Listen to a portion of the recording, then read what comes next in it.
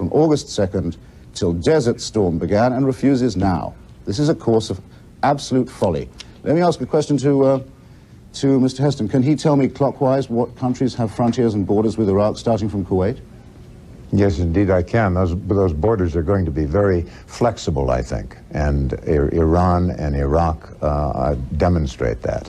But it's interesting. Let me come to. It wouldn't take a minute.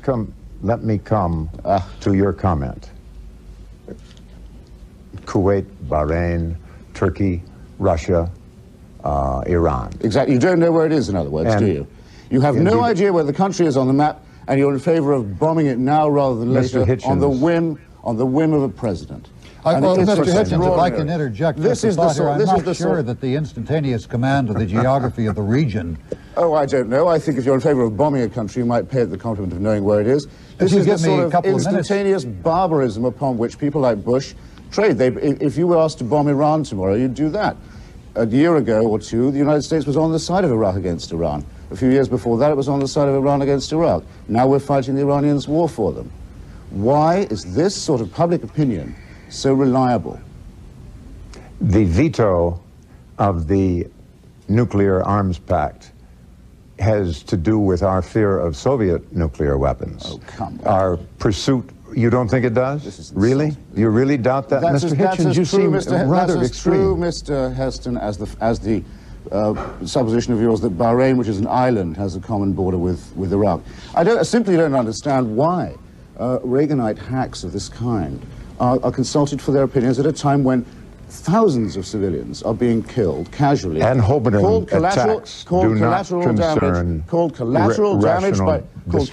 damage by the president and by the press. This is an insulting process, and it's going to lead us into absolute calamity. Mr. Hitchens, you are insulting in taking up valuable network time with an ad hominem attack rather than rational discussion. You have not addressed a single one of the issues raised. You're giving a high school geography lesson and a high school view of the consequences of the end purpose of this war. Keep your hairpiece on.